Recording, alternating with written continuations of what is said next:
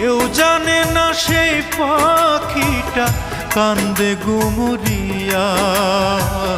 গত পরশু পর হইয়াছে আমার দরদিয়া, গত পরশু পর হইয়াছে আমার দরদিয়া।